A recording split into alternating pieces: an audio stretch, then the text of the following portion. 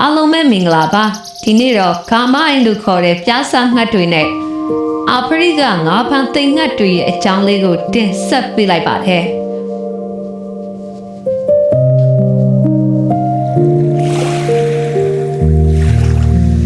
ကာမိုင်းလို့ခေါ်တဲ့ပြားစာငှက်တွေဟာဂွန်ဂူမူတစ်တော်စီကနေမိုင်းပေါင်းများစွာခီးနေပြန်တန်းလာကြတာပါနေရာဒီရဲ့ရေကြချိန်မှာမတ်ဆောက်တဲ့သဲတောင်ကဘာတွေရှိရဲ့ဒီနေရာကိုရောက်လာကြတာပါ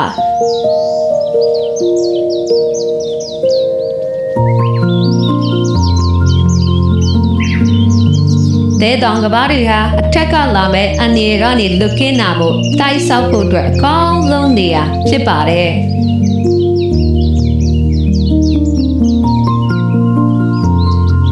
ရာဆန်ငှက်တွေဟာပျော်ပြောင်းတဲ့မြစ်သေးကဘာကိုအနက်2မီတာအထိတူးပြီးအတိုက်ဆောက်ကြတာပါ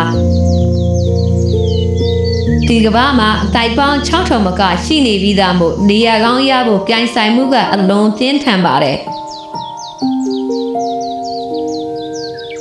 ဒါပေမဲ့အနီးနားကအတိုက်တွေနဲ့လည်းအရန်နီးမနေဖို့သတိထားရပါတယ်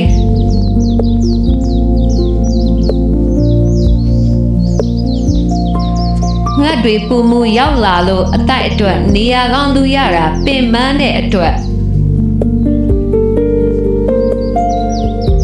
စီမကြကနစင်းတောက်ရပါတယ်ဒီလိုရုံရင်ဆန်ခတ်ဖြစ်ချိန်မှာသူတို့အတွက်အထက်ရောအောက်ကပါအန္တရာယ်ရှိပါတယ်တက်ကစောင့်ကြိုနေတာကဒီမှာအမြဲနေထိုင်တဲ့အာဖရိကငါးဖန်သိမ်ငှက်တွေပါ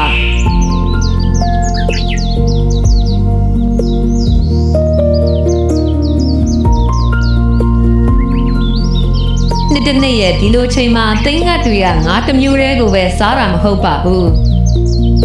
အလုံးကျုံသုံးနေရကတော့သဲရင်းထဲမှာပုံနေတာပါ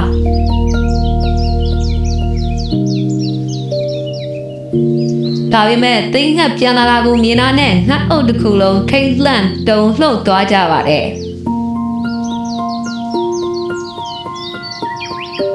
သိငှက်ရဲ့နီးဗျူဟာကတော့ပြားစာငှက်တွေကိုကဘာမှာပိတ်မိအောင်ဖိအားပေးဖမ်းတာပါ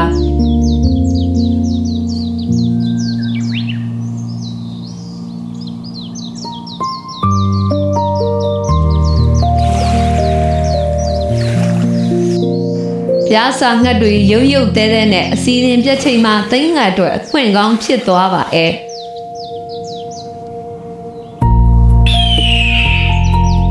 ဒီသိငှက်တွေကလည်းနွေရာသီမှာမိတ်လိုက်သားပေါက်ကြဖို့ရွေးချယ်ကြပါတယ်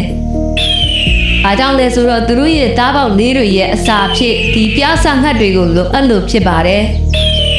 ကြည့်ရှုအားပေးကြတဲ့အတွက်အားလုံးကိုကျေးဇူးတင်ပါတယ်